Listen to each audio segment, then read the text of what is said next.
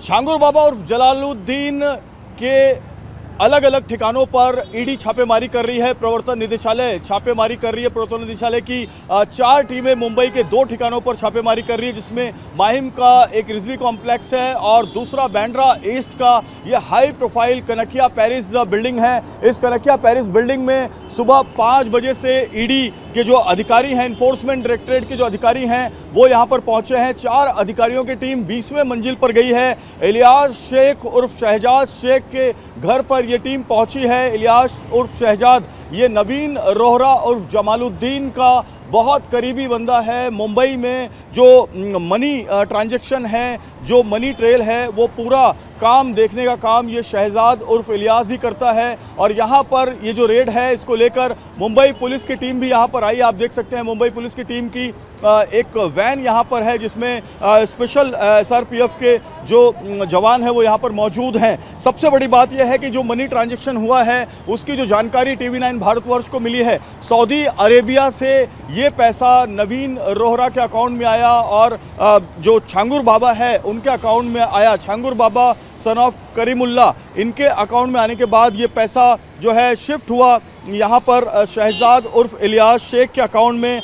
ये सभी जो ट्रांजैक्शन है उसकी जांच ईडी कर रही है। बैंक ऑफ बड़ौदा के खाते में करीब 5 करोड़ रुपए के लेन देन की जानकारी मिली है। 24 फरवरी 2021 से 28 जून 2021 तक केवल 124 दिनों में 13 करोड़ 90 लाख 19 हज़ार रुपये जमा होने की जानकारी मिली है, जिसमें से 13 करोड़ 58 लाख 5,882 रुपये निकाले गए हैं। नवीन के बैंक ऑफ बड़ौदा के खाते में 16 करोड़ 22 लाख निफ्टी के माध्यम से जमा हुए, जो संदिग्ध लेन देन की ओर इशारा करती है। उसी बैंक के खाते में विदेश से निफ्टी के जरिए 18 करोड़ 66 लाख 21 हज़ार 66 रुपये और UEX के माध्यम से 2 लाख रुपए जमा हुए। ये भी संदिग्ध हैं और जांच के दायरे में हैं। इसी बैंक ऑफ बड़ौदा के खाते से 3,32,784 विदेशी NRI NRO खातों में ट्रांसफ़र किए गए हैं। नवीन रोहरा, जिसका धर्मांतरण के बाद नाम जमालुद्दीन हुआ है और जो छांगुर बाबा का सबसे करीबी बंदा है, इसके HDFC बैंक के खाते से 25 अक्टूबर 2021 से 6 जून 2024 के बीच 7 करोड़ 62 लाख 59,467 रुपए जमा हुए हैं और 7 करोड़ 62 लाख रुपए निकाले गए हैं।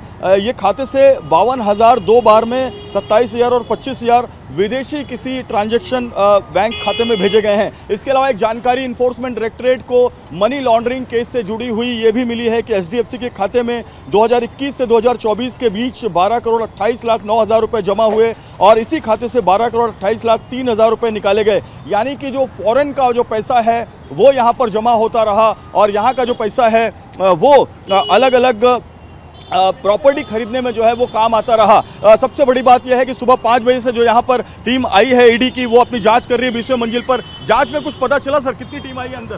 सर नहीं पता, कुछ भी नहीं पता है सर। कितने लोग आए हैं? नहीं पता है सर। कितने बजे?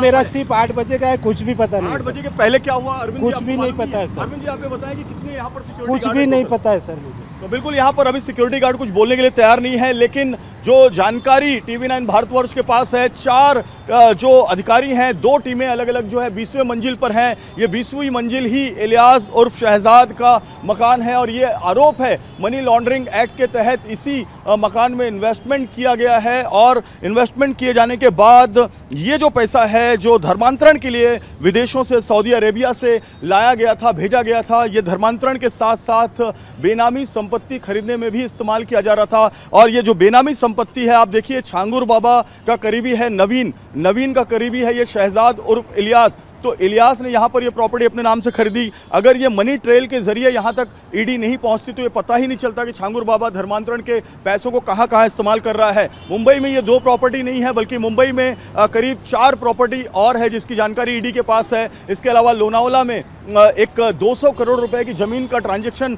किया गया था, जिसकी जानकारी सबसे पहले TV9 भारतवर्ष ने आपको दिखाई। और इसके अलावा पुणे के कोंधवा में 3 फ्लैट की जानकारी भी ईडी को मिली है जो बेनामी तरीके से खरीदी गई है। तो इन तमाम चीज़ों की तफ्तीश और जांच में इन्फोर्समेंट डायरेक्टरेट जुड़ी हुई है।